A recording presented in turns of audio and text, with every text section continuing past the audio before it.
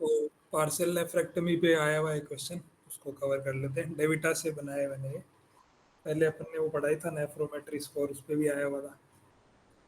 ठीक है। So evidences of radical nephrectomy versus partial nephrectomy.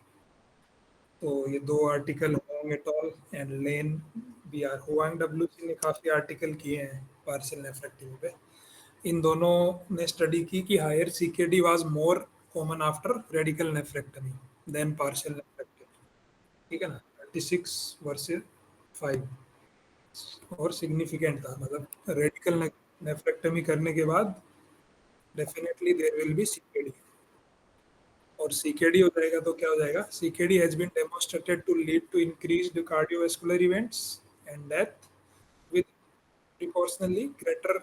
proportionally greater impact with the higher CKD stage। जितना CKD version, अगर पहले से थोड़ा वर्सन है तो और बढ़ जाएगा, तो उतना ही उसका कार्डियोवास्कुलर रिस्क और डेथ का चांस बढ़ जाएगा पेशेंट। पहले ट्रेंड था कि रेडिकल कर दो सीधा, कोई दिक्कत नहीं है। देन वापस वांग डब्ल्यू सी एट ऑल वापस स्टडी आ गया, partial nephrectomy versus radical nephrectomy in patients with solitary renal masses, 2009 में किया। Coupled with biological heterogeneity of SRMs, many of which never lead to compromised survival. The potential negative consequences of RN on renal function have highlighted the importance of NSS। क्योंकि अपन ने पढ़ लिया CKD वगैरह सब कराता है, और ये तो एक चीज हुआ कि रेडिकल नेफ्रेक्टमी से सीकेडी होता है, पर ये तो सोल रीजन नहीं हो सकता कि अपन पार्शियल कर दें। तो दूसरा रीजन उन्होंने दिया कि जो काफ़ी मासेज रहते हैं एसआरएम्स, वो कॉम्प्रोमाइज़ नहीं करते हैं सर्वाइवल को, एज सच ग्रोथ भी नहीं करते ज़्यादा। तो अपने को रिस्क वर्सेज बेनिफिट रेशियो देखना चाहिए, और रीनल फंक्शन देखना चाहिए पेशेंट का, किडनी का स्टेटस क्या है, कॉन्ट्रालेटरल का, ये सब देख के ही डिसीजन लेना चाहिए। So partial nephrectomy for RCC first described by Czerny in 1890। Significant morbidity was there, उस टाइम मोर्बिडिटी ज़्यादा था, तो ये बंद हो गया। फिर उसके बाद सीधा वेरमुटेन ने रिविजिट किया in 1950। Use of PN for RCC has subsequently been encouraged by the experience in renal vascular surgeries, increase experience, advances in renal imaging। Imaging से अपने को नेफ्रोमेट्री स्कोर और सारे पेडवा स्कोर और वो सब आगे उससे आइडिया लग जाता है पहले ही कि क्या स्टेटस है। Growing cases of incident detected SRMs, और स्क्रीनिंग इमेजिंग सब बढ़ गया तो एसआरएम्स भी ज़्यादा मिलने लग गए। Greater appreciation of deleterious effects of CKD, अब जितना रेडिकल सर्जरी हुए उनका फॉलोअप में सीकेडी भी ज़्यादा देखने को मिल ही रहा था। Introduction of minimum invasive techniques, so ये मिनिमल इन्वेजिव टेक्निक्स के इंट्रोडक्शन से भी अपन इंट्राओ भी एग्जामिन कर सकते हैं उसका क्या स्टेटस है, और पार्शियल में भी, पार्शियल एस्पेक्ट में भी कर सकते हैं minimum invasive. Encouraging long term survival with partial, ये सब के साथ पार्शियल जब किया गया तो लॉन्ग टर्म सर्वाइवल भी देखने को मिला, रेकरेंस रेट भी ऑलमोस्ट इक्वल मिला। ये सब चीज़ें फेवर में होगी पार्शियल एस्पेक्ट में। ठीक है। इन इन रीजन से अपन एनकरेज हो गए। क्या क्या रीजन थे, experience in renal vascular surgery, renal imaging बढ़ने से आइडिया लग गया स्टेज का, और कॉम्प्लेक्सिटी का, बेसिकली कॉम्प्लेक्सिटी मैटर्स इन, और कॉम्प्लेक्सिटी का आइडिया अपने को नेफ्रोमेट्री स्कोर और उनसे लगता है। देन डिटेक्टेड एसआरएम्स बढ़ गए, deleterious effect of CKD due to RN appreciate होने लग गया, मिनिमम इन्वेजिव सर्जरी डेवलप हो गए, and encouraging long term survival with PN, ये सब रीजन थे। Now PN is now strongly considered whenever preservation of the renal function is potentially important. Common indications include condition that pose a threat to future renal function, जैसे कि अपने को पता है comorbidities, hypertension, diabetes, DVD, nephrolithiasis, patient with a baseline CKD, abnormal contralateral kidney, और multifocal familial RCC जिनमें bilateral tumors मिलते हैं। इन सब कंडीशन में we should go ahead with partial nephrectomy if feasible। Okay. So now partial nephrectomy is generally considered feasible for majority of localized RCC, that is less than 5 centimeters. Okay, मतलब stage one के लिए तो EUA और दोनों recommend करते हैं. If it is stage one, AUA EUA दोनों recommend करते हैं. स्टेज वन में लो कॉम्प्लेक्स है तो अपन पार्शियल नेफ्रेक्टमी कर सकते हैं. बट कुछ जो सेंटर ऑफ एक्सीलेंस है, जो बार बार दिन रात वही काम कर रहे हैं, वो even 7 centimetre and more than 7 centimetre में भी अटेम्प्ट कर चुके हैं और अच्छे रिजल्ट दे रहे हैं. So PN can even be performed for tumors that deeply invest the renal vascular structures or with limited venous thrombus. But such procedures clearly carry high peri of morbidity. वो तो अपने को है, क्योंकि अगर वेस्कुलर एनास्टोमोसिस या thrombus निकालने के लिए लोबोटोमी वगैरह करेंगे विद पीएन तो कॉम्प्लिकेशन ज़्यादा होंगे. तो ये सिर्फ उन्हीं सेंटर्स में कर रहे हैं जो स्पेशलाइज्ड हैं. वैसा इंडिकेशन देखे तो स्टेज वन का ही बोलते हैं दोनों, ए यू एन यू ए. उसमें भी लेस देन 5 है तो ज़्यादा प्रेफरेबल है. Now PN consistently leads to improved functional outcomes when compared with the radical nephrectomy even for complicated situations. Temporary और permanent renal replacement is necessary in less than 5% patients undergoing PN in solitary kidney. अगर solitary kidney है, अपन ने PN किया तो 95% patients will be. Less than 5% में ही अपने को टेम्परेरी या फिर परमानेंट रीनल रिप्लेसमेंट देना पड़ेगा. And it is rarely needed for patient with A functional contralateral. Contralateral ठीक है तो फिर तो कोई इश्यू नहीं है.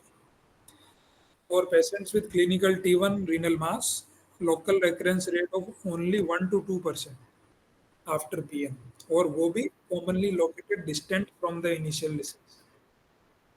ओके, तो उसको रेकरेंस की जगह न्यू प्राइमरी बोलना ज़्यादा ठीक रहेगा. ऐसा बोलना है मोस्ट ऑफ स्टडीज का. कैंसर फ्री सर्वाइवल रहता है मोर देन 90%. ठीक है, और ये reference Lane B R et al article से लिया है मैंने. 10 ईयर फॉलोअप था इसका. LRR जस्ट 1 to 2% है and CFS is more than 90%. Contralateral kidney is also at risk for metachronous disease. ऐसा इन्होंने रीजन एक और दिया कि अपन ने अगर रेडिकल कर दिया और कॉन्ट्रालेटरल में बाद में डेवलप हो गया मेटाक्रोनस, तो फिर इश्यू फिर कंसर्न हो जाएगा. इसलिए which occurs in 1 to 5% patient. 1 to 5% में मेटाक्रोनस डेवलप हो जाता है. So unnecessary radical nephrectomy should be avoided in tumors amenable for partial nephrectomy. Okay. अब अपन ने पार्शियल नेफ्रेक्टमी कर दी तो इश्यू ये आ रहा था कि अपन सर्जिकल मार्जिन से क्या रिजल्ट आ रहे हैं, ये कैसे एसेस करें. क्योंकि जैसे ये किडनी है, ये मास अपन ने निकाल दिया तो ये इतना पेरेन्काइमल जो आ रहा है, इसमें कहीं कम आ रहा था टिश्यू, कहीं ज़्यादा आ रहा था. तो इसको कैसे एसेस करना है, ये डाउट रह रहा था. और कितना मार्जिन एडिक्वेट है ये बोलने के लिए कॉमन टर्मिनोलॉजी नहीं थी कोई. तो इसके लिए आया SIB score. SIB score surgeon भी देख सकता है और मोस्टली तो पैथोलॉजिस्ट के लिए है. SIB score is surface intermediate and base score. क्या करते हैं कि जो इंट्रारीनल पोर्शन है मास का, जैसे छोटा किडनी बना लेते हैं, इंट्रारीनल पोर्शन जो है ये, इसको ऐसा पूरा निकाल लिया अपन ने. फिर इसको डिवाइड करते हैं 3 में, बेस, इंटरमीडिएट और सरफेस. ये किडनी के अंदर वाला, और ये पूरा बचा हुआ जो है, ये पूरा एक्सोफिटिक जो कंपोनेंट था वो है ये वाला. ठीक है, ये किडनी के अंदर है. ऐसा किडनी टेढ़ा बना दिया मैंने. ठीक है ना. तो ये बेस है, this is base, this is intermediate, this is surface, SIB. ठीक है, इसके बेस पे अपन कैसे देंगे, ऐसे देंगे. सरफेस एरिया S जो है, S के लिए 2 स्कोर है. ई न्यूक्लिएशन के लिए अपन स्कोर देंगे 0, ई न्यूक्लियो रिसेक्शन या रिसेक्शन के लिए स्कोर देंगे 1. ये क्या होता है वो नीचे पढ़ेंगे अपन. फिर इंटरमीडिएट और बेस जो बच रहे हैं दो, इसका बड़ा डायग्राम बना देता हूँ नहीं तो। इंटरमीडिएट बेस, ये बेस, ये इंटरमीडिएट, ये सरफेस, और ये एक्सोफाइटिक कंपोनेंट जो भी बच रहा है। ठीक है, तो सरफेस के लिए दो ही स्कोर है, 0 और 1। अगर ई न्यूक्लिएशन किया तो 0, उसके अलावा कुछ भी किया तो 1। इंटरमीडिएट और बेस स्कोर जो है ये दोनों, इंटरमीडिएट बेस, इसके लिए 3 स्कोर है। ई न्यूक्लिएशन किया तो 0, ई न्यूक्लियो रिसेक्शन किया तो 1, और रिसेक्शन किया तो 2। ठीक है, अब ये सब देने के बाद क्या करना है, सम करना है, इसका टोटल करना है। टोटल जब अपन करेंगे तो टोटल हो सकता है सब जगह ई न्यूक्लिएशन ही मिले, तो 0 0 0, टोटल भी 0 हो जाएगा। ऐसे ही जो भी तीनों स्कोर आ रहे हैं, मान लो 0 0 1 आ गया तो 1 हो जाएगा। तो अगर 0 या 1 आ रहा है सम, तो उसको बोलेंगे प्योर ई न्यूक्लिएशन। इसके पहले इसका डेफिनेशन देख लेते हैं। रिसेक्शन क्या बोलेंगे अपन, removal of tumor with a substantial margin in which the contour of tumor can not be visualized. Tumor नहीं दिखेगा, मार्जिन मतलब जो पेरेन्काइमा अपन लिया है उसके थ्रू ट्यूमर नहीं दिखेगा, तो उसको अपन रिसेक्शन बोल देंगे। और रिसेक्शन बोल देंगे तो सरफेस एरिया के लिए स्कोर 1 आ जाएगा, और इंटरमीडिएट और बेस के लिए स्कोर 2 2 हो जाएगा ईच, फॉर डिनोटिंग रिसेक्शन। फिर ई न्यूक्लियो रिसेक्शन क्या है, इधर मार्जिन रहेगा 1 mm और more than 1 mm, but tissue इतना थिन रहेगा कि उसके थ्रू अपने को ट्यूमर विजिबल रहेगा, उसको अपन बोलेंगे ई न्यूक्लियो रिसेक्शन। और थर्ड आता है ई न्यूक्लिएशन, ये तो जस्ट अपन कैप्सूल के बाहर से निकलेंगे, only tumour pseudo capsule is seen without resection of surrounding tissue, margin less than 1 mm, इसको बोलेंगे ई न्यूक्लिएशन। ठीक है, तो इनके बेस पे अपन ने स्कोर दे दिया, फिर टोटल किया। टोटल अगर 0 1 है तो प्योर ई न्यूक्लिएशन बोलेंगे, 2 है तो हाइब्रिड बोलेंगे, हाइब्रिड ई न्यूक्लिएशन, 3 है तो प्योर ई न्यूक्लियो रिसेक्शन बोलेंगे, 4 है तो हाइब्रिड ई न्यूक्लियो रिसेक्शन बोलेंगे, और 5 है तो रिसेक्शन बोल देंगे। मैक्सिमम स्कोर 5 ही है ना।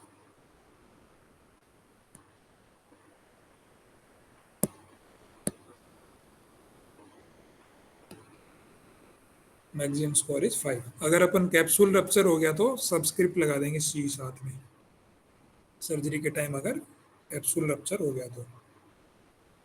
Then substantial progress has been made with minimum invasive PN, which is now most common preferred procedure for solitary renal masses. Tumor complexity remains a major predictor of intraop and post op complications. वो अपन ने पढ़ लिया उस दिन, नेफ्रोमेट्री score से अपने को ये आइडिया लगता है इंट्राऑप और पोस्ट ऑप कॉम्प्लिकेशन का रिस्क किस में रहेगा, रिगार्डलेस ऑफ सर्जिकल अप्रोच।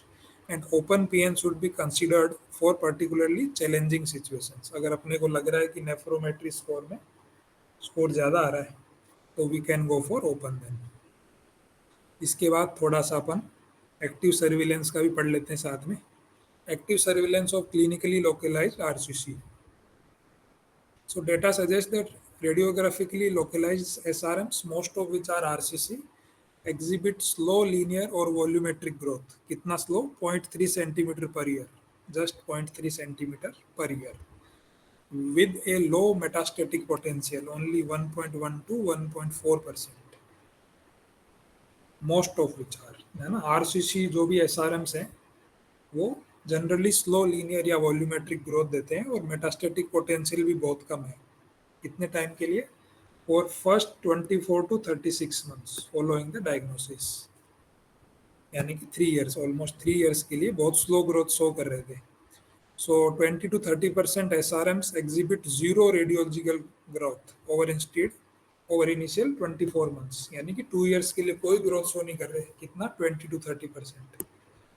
तो ऐसे में फिर आया कि पीएन भी क्यों करना है, पार्शियल भी मत करो। Hence active surveillance with delayed intervention. अगर अपने को लग रहा है कि ग्रोथ तेज हो रहा है तो कर दो इंटरवेंशन, नहीं तो एक्टिव सर्विलेंस रखो। Has been endorsed by existing practice guidelines for management of patients, किस किस में?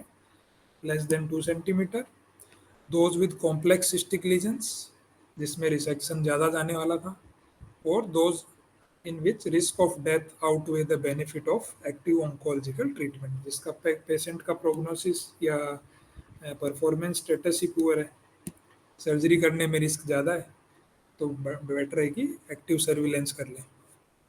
और फॉलोअप क्या करना है, 3 to 6 monthly with imaging, appropriate imaging, ये एक्टिव सर्विलेंस। ओके।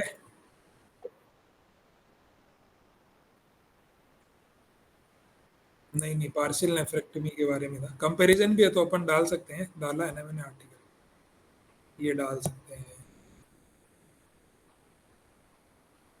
जैसा कॉम्प्लिकेशन ज़्यादा है और कोई रीजन नहीं है, बस सीकेडी का रिस्क ज़्यादा है रेडिकल किया तो ये आर्टिकल कोट करके डाल सकते हैं, बाकी सर्जिकल स्टेप्स का डिफरेंस डाल सकते हैं।